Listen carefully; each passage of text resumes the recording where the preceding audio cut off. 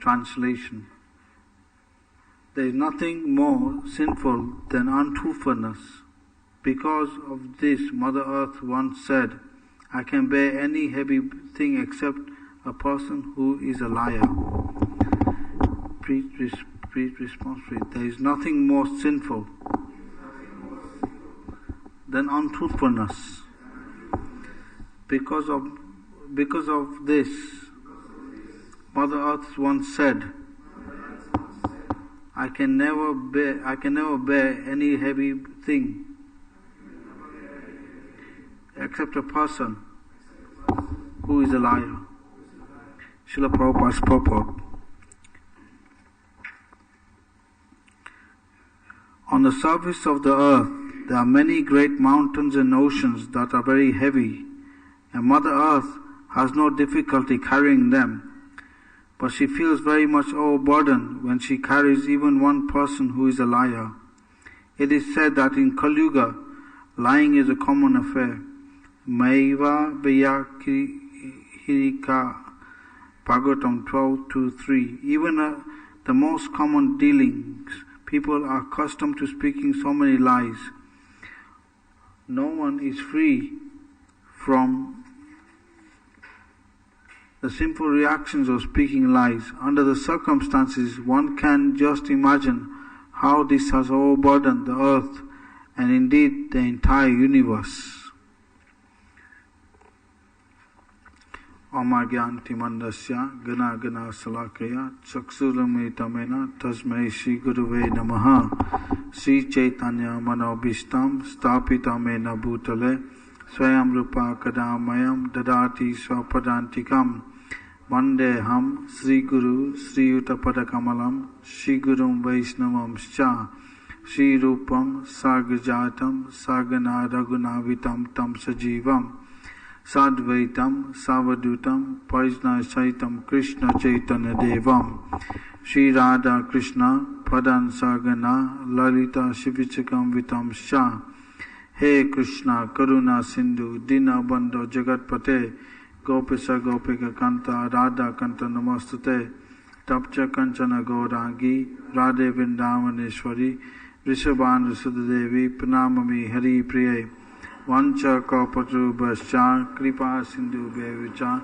Patidana Pavanebhyo Vaishnavibhyo Namo Namaha Jai Shri Krishna Chaitanya Prabhu Nityananda Sri Advaita Gadada Srivasadi Gaur Bhaktavinda Hare Krishna, Krishna Krishna, Hare Hare, Hare Rama, Rama Rama, Hare Hare. So I'm just going to read the next translation and next purport. It's quite short. Then I'll speak something. Neham bibemi nirayan nidyanad anuksar navat na Stanam Chayam Mityo Yatha Vipra Palam Banat. I do not fear hell, poverty, an ocean of distress, fall down from my position, or even death itself, as much as I fear cheating a Brahmana. Yada yada desit lok asmin sampyatim danadi kakem tenikim dasya targa nimatam kim My Lord, you can also see that all the material opulences of this world are suddenly separated from their possessor as death. Therefore, if the Brahmana or Vamanadev is not satisfied by whatever gifts one has given, why not please him with the riches one is destined to lose at death? Srila Prabhupada's purport. The word Vipra means Brahmana and at the same time confidential. Bali Maharaj had confidentially decided to give the gift to Lord Vamanadev without discussion. But because such a decision would hurt the hearts of the Asuras and his spiritual master Sukracharya, he spoke equivocally. Bali Maharaj, a pure devotee, had already decided to give all the land to Lord Vishnu. So, this is the, by pleasing Krishna, then there's full harmony. Krishna says in Bhagavad Gita, Bhakra Ram Yaga Tapasam Sarvaloka Maheswaram Suridam Sarabhutanam Gyatanam Santi Mrichiti. That I am the Lord and Master of all planets and demigods. I am the center of all sacrifices. And I am the best well-wisher of all living entities. And Srila Prabhupada breaks the word down in the third line, Suridam Sarabhutanam. That in this world you get three kinds of friends. There's a Bandhu, Mitra and Surit. So Bandhu means distant friends. Everyone has different friends, distant friends. Then Surit, Mitra means social friend. He helps you in your work. Gives you good advice. And then the Surit is the best friend because he's always with you. Prabhupada says even you get a different body of a dog or a hog. But if your family members know that you've taken that body, they won't come to you. But Krishna is such a friend that he's always with you. He's always, without his presence, you can't live in that body. So,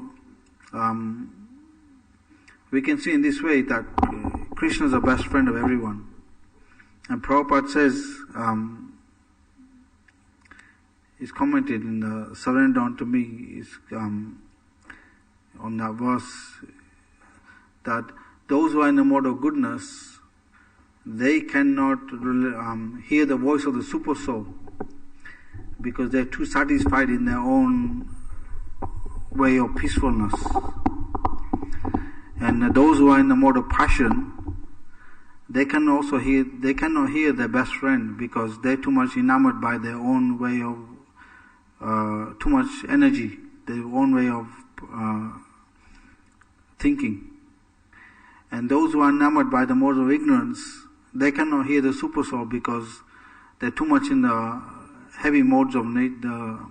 Heavy tamagun means you're covered a lot by the more bodily conception of life. So, in order to get to the point to hear the super soul, one has to transcend the modes of nature. And it's also commented how for those who have realized the position of Krishna, that he's full of six opulences: wealth, strength, knowledge, beauty, renunciation, and wisdom. Six opulences. And they realize how ultimately Krishna is the well-wisher of all living entities, and he is giving the needs of all living entities. Nityo Nityanam Chetas Chetanam Eko Bhavana Yuvedati Kaman. There's one living entity who's supplying the needs of all of the living entities. So, when one comes to this understanding how Krishna is the best friend of all living entities, and ultimately he's the well-wisher of everyone, then one can sacrifice anything for Krishna's purpose, because he realizes that without Krishna's sanction, nothing can happen for the benefit of anyone. And there are many pastimes like showing this point, like the story of Diti, how she wanted to kill Indra because she thought Indra had killed her sons, Hiranyaksha and Hiranyakashipu. Because of him that her two sons died. So she pleased her son Kadama Muni. She pleased her husband Kashyapa Muni. And because men are always enticed by the chastity of women, so she pleased with great chastity. When Kashyapa Muni was pleased, he asked her, "What do you want?" And she said, "I want to kill Indra." So Kashyapa Muni could see that Indra was faultless. He was a devotee of the Lord. He wasn't in wrong. He wasn't in fault in any way. So then Kashyapa Muni devised a Prayavat vow, or Paramat's vow she had to practice. And she told, Kashyapa Muni told Diti that if you complete this vow properly, then Indra you'll get a person who can kill Indra. But if you make any mistakes in the vow, then Indra will defeat you. So in this way, she did this vow, and Indra, the demigods are they have certain powers. They can see things more than we can. So Indra was very alert to what was happening. So one time she made a mistake, and he entered a womb and cut the womb in half. And then he cut it again, which first time he came into 7, then he cut it again, it became 49 second time. So then these became the Maruts. Indra was thinking that he'd killed his enemy, but because of this vow that Diti did, which was part of devotional service, then she got 49 children, and they became friends of Indra also. So this shows how by having Krishna in the center and by going through the mercy of advanced devotees, then things balance out. There is no friction.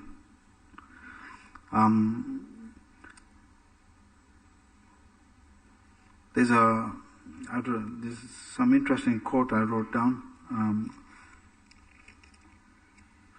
regarding how even Lakshmi Devi, she's considered a pure devotee of the Lord, and ultimately Lakshmi is an expansion of Radharani, so she's a consort of Narayan. So Prabhupada gives an insight on the importance of what it means to utilize Lakshmi properly in the service of Narayan. And he says that if you don't do that, then the negative consequences will come. So in this letter it's quite interesting what Prabhupada says. So there's someone asked, so Prabhupada is explaining, regarding your final question about Lakshmi, she never has conjugal relationships with Lord Narayan. Neither does she desire to have conjugal relations with Krishna. Her desire is to follow the gopis of Vrindavan. And so Prabhupada elaborates on this. He says, in Boston, always 50 to 100 devotees chanting and dancing and engaging in Krishna conscious business. That is the aim of our Krishna consciousness movement. We do not want stopping the natural instincts of the living entities. We simply want them to be dovetailed in Krishna's service. Your country is fortunate enough by the grace of the goddess of fortune. The goddess of fortune, or Lakshmi Devi, is eternally engaged in the service of the Lord. Therefore, the favor of the goddess of which is bestowed upon America. American people may be fully engaged in Krishna's service. That will be a finishing touch to this material advancement. So Prabhupada says that if we use everything in Krishna's service, then everything will come out successful. And then now Prabhupada gives the other side of it. He says, if people do not take to Krishna and simply want to utilize the goddess of fortune for sense gratification, as was the policy of the demons like Ravana and Hiranyakashipu, finishing touch will certainly be eliminate in releasing the nuclear weapon, exactly like Ravana was vanquished. So we can see the difference how the devotees, because they serve Krishna nicely, all opulences are coming. And Prabhupada also gives the example. He says, if you decorate Krishna nicely, then you become decorated. He gives an example like, if you decorate yourself in the mirror, then your shadow becomes decorated also. He gives an example. So in the same way, by decorating Krishna, we are parts and parcels of Krishna. So by decorating Krishna, we also become decorated. And then Prabhupada gives the other side. If we don't decorate Krishna, then eventually we become naked. We lose everything. So that's the difference between the devotees and non-devotees. The devotees use everything for Krishna's service, and everything comes to them without difficulty. While the non-devotees, they use everything for their own sense gratification, and they ignore Krishna. And because of that, they lose everything. And there are many examples of this, like in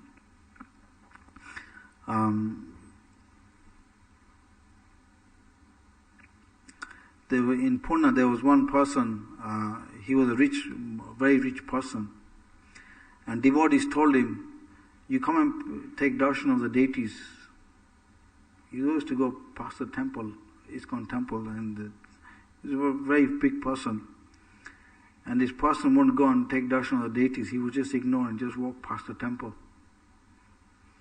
So one time it happened, he divorced his wife. He got married to another woman.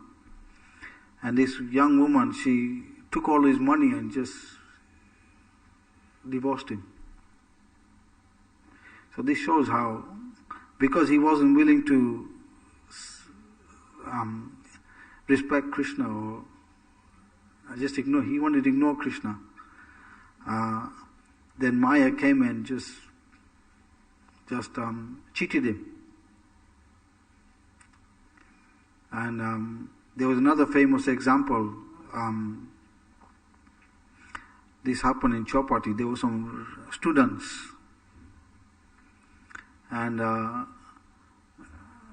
there was one student.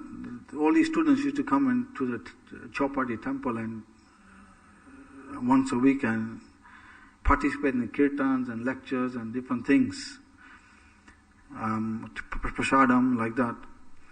But there was one particular student, he wasn't coming, and the other, and he told his friends that I have to finish my examination off. So if I don't finish my examination, then I have to give time for that. So the examination was finished, and then his friends told him, now you come to the temple. So he said, well, I have to go for the party. Because after you pass the examination, they go for the party. So his friends went to the temple and he went to the party. He was like only 25 or 23, something very young. And when he went to the party, when he was dancing, he had a heart attack and he died. So that shows that because he was ignoring Krishna, he did not recognize Krishna, and he wanted to be the center, then he got the karma. So this is the material world, how things work. And even there's a similar instance with, I read this in one of the Puranas, it's translated in English. Same thing happened with Sukracharya. When Vamanadev was putting him in the command, he had a kamandalu, right? So from the kamandalu he was giving the water to bless Bali Maharaj. So as he was giving the water, it happened like Sukracharya with mystic power, with his eyes, he tried to stop that water coming into the hands of Bali Maharaj, or the head of Bali Maharaj. He tried to stop that water coming. So Vamana, being the Supreme Lord, he got that water to go in the eye of Sukracharya. So in this way, one of Sukracharya's eyes went. He only had one eye. He became blinded. Only could see with one eye. So later on, Sukracharya, he did austerities to Lord Vishnu to beg for mercy. And when Lord Vishnu came, he said, what do you want? He said, I want my eye back. But that shows how the difference between devotees and mixed devotees. Mixed devotees always pray to Krishna for their, not for Krishna's pleasure, but for their own pleasure. And that's also the difference between, it says, even a neophyte devotee, if he's very sincere and he's got no motivations, then he can become a very advanced devotee. Example is like Dhruva Maharaj. He was a neophyte, but he was very sincere. So he got the mercy and became advanced. Whereas people in general, or mixed devotees, they use Krishna as a means to fulfill their own desires. So that's the difference between an advanced devotee and mixed devotee. That's why Narottam Das Thakur, he says, one should avoid Gyanis, Thagis, Yogis and mixed devotees. Because their purposes are not to serve Krishna, but they want to serve their own motives. And this is also mentioned in the Chaitanya Charitamrita. It says, Bhukti Mukti Siddhi Kami Sakale Santa, Krishna Bhakta Niskama Sakale Santa. That the karmis, jnanis, yogis, they want to serve their own purposes. They don't want to serve Krishna's purpose. They want to do things for their own pleasure, not Krishna's pleasure. So they are always disturbed, they're never satisfied. Whereas the devotee is peaceful because he has no desire except to serve Krishna. And we can see this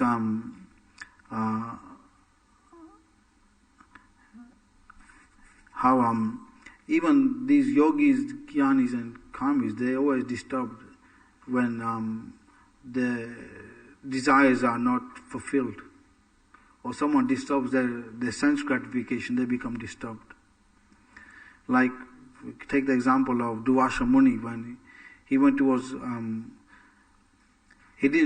before he was more into the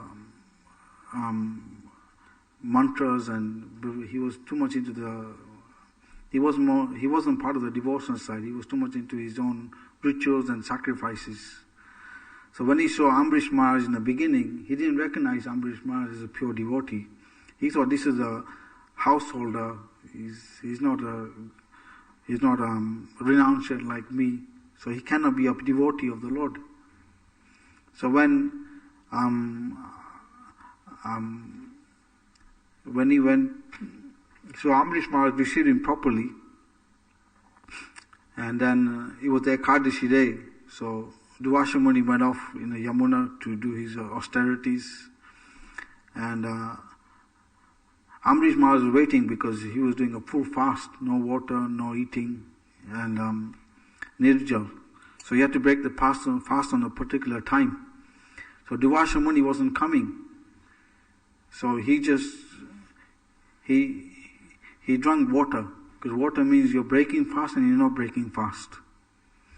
So Durvasa Muni, by his mystic powers, he understood what Ambrish Maharaj did.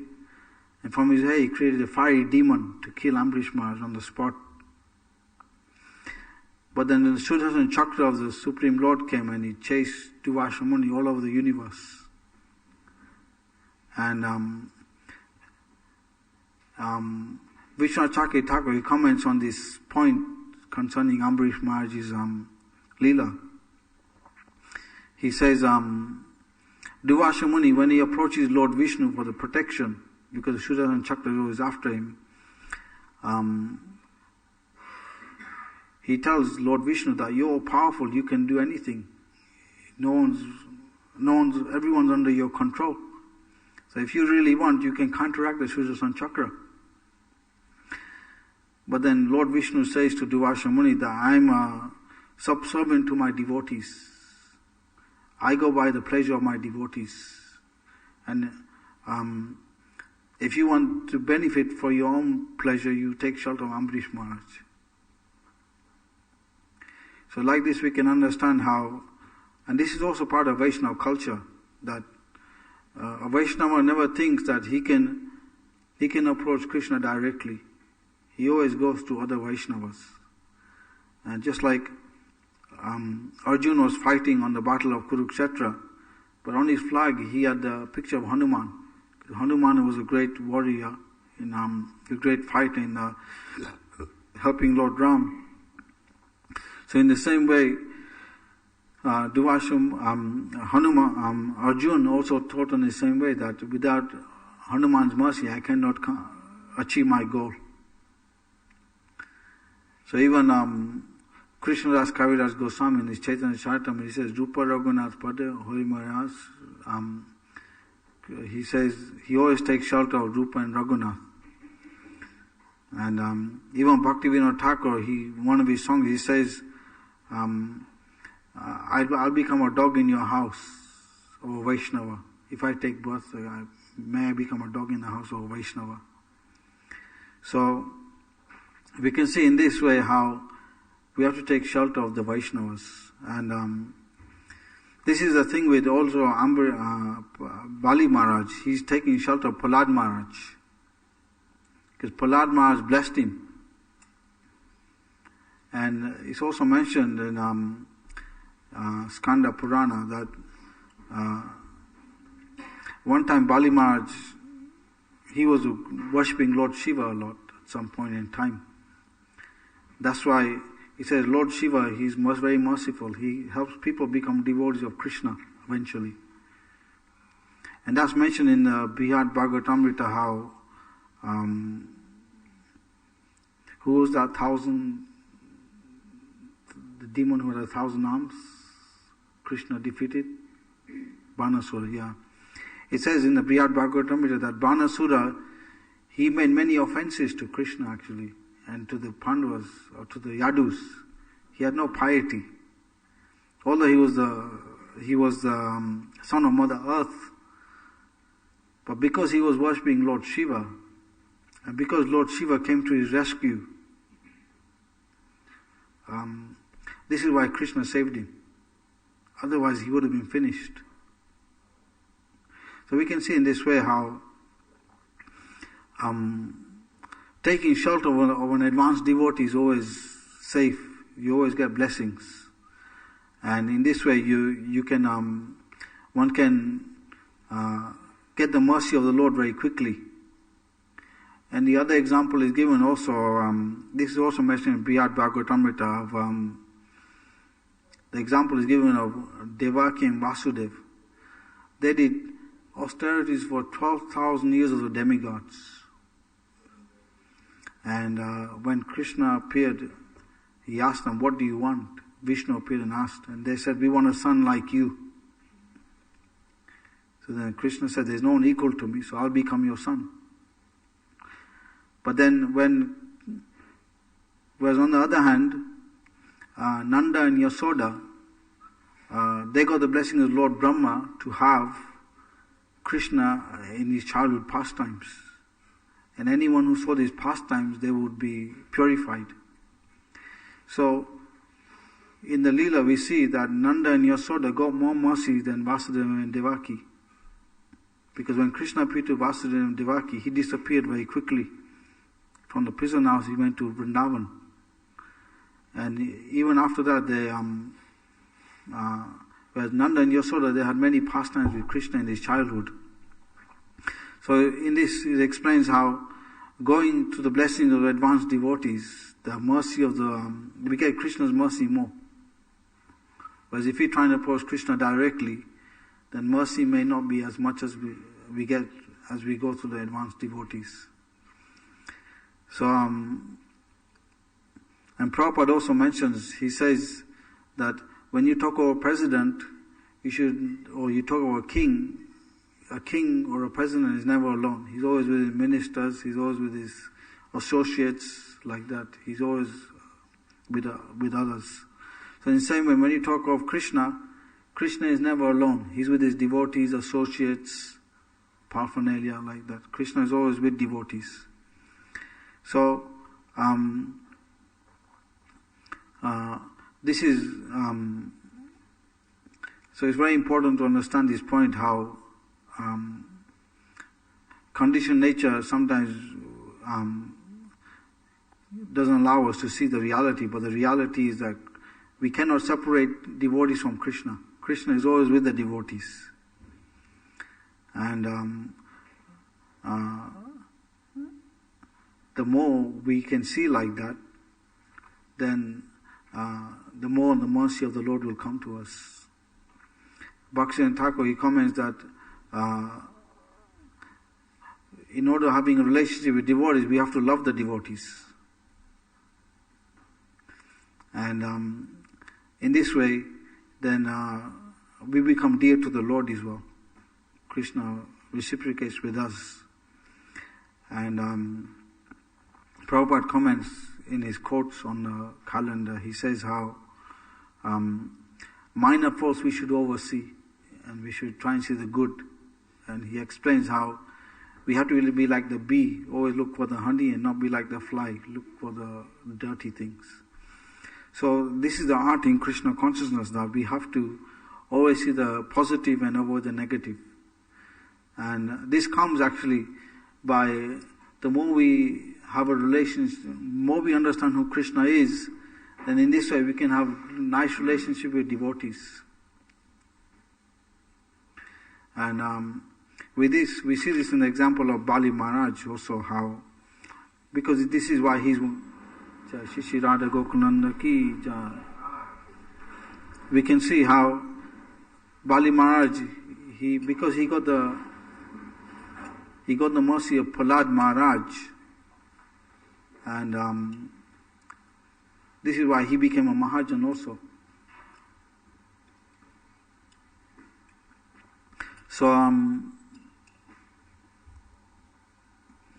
So this shows from this purport how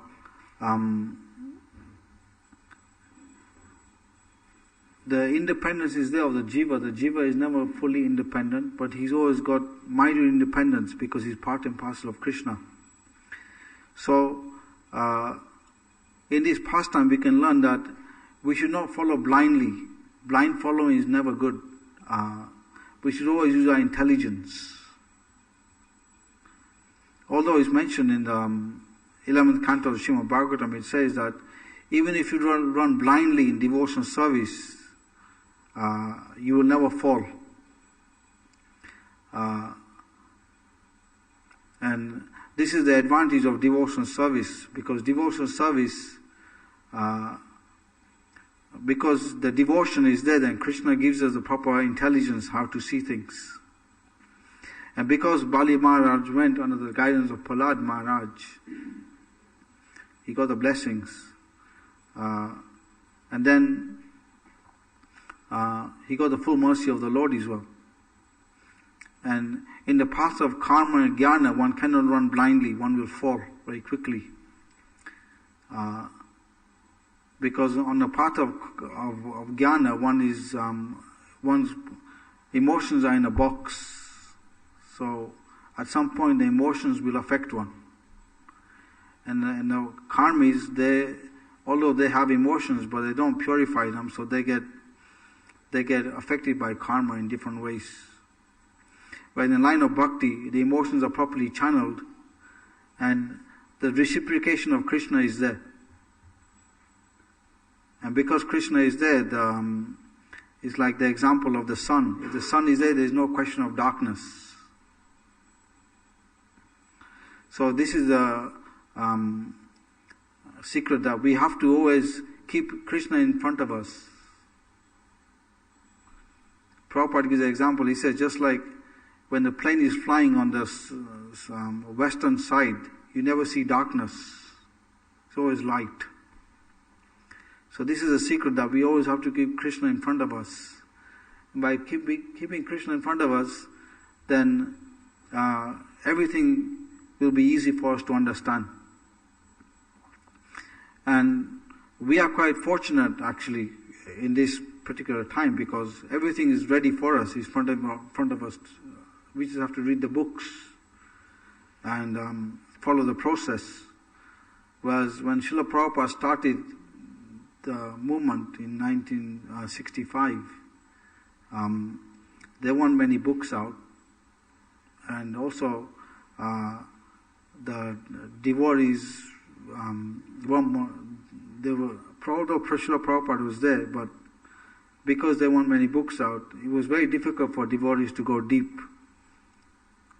And Srila Prabhupada was always traveling also, so he wasn't in one place for a long time. So to give time to all these devotees was not easy. But now ISKCON has matured over 40 years. And everything is here. Prabhupada has written the books. There's more stable devotees. And we just have to follow the process.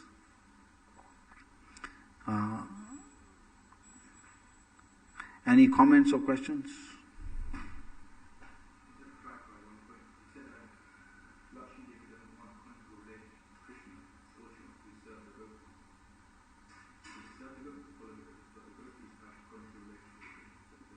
This is in Prabhupada's letter, I just read it. Regarding your final question about Lakshmi, she never has conjugal relations with Lord Narayan. Neither does she desire to have a conjugal relation with Krishna. Her desire is to follow the gopis of Vrindavan. In other words, this is explained in Chaitanya Mahaprabhu's Leela with Ventaka Bhatt, how because Ventaka Bhatt, he was a follower of Lakshmi Narayan, isn't it? And Lord Chaitanya questioned him, how is it that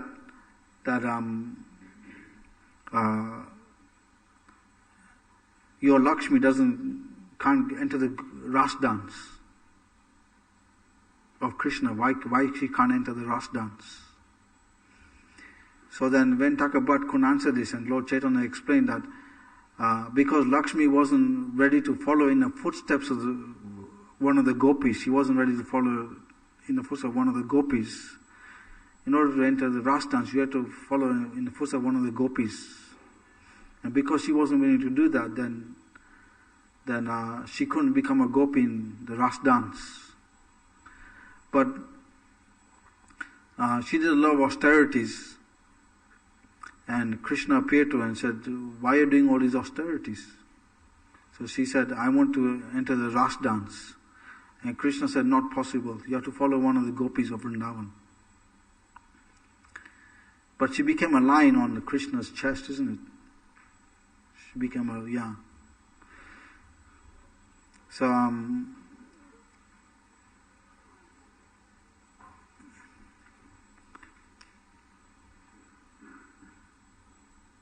any other questions or comments? Okay.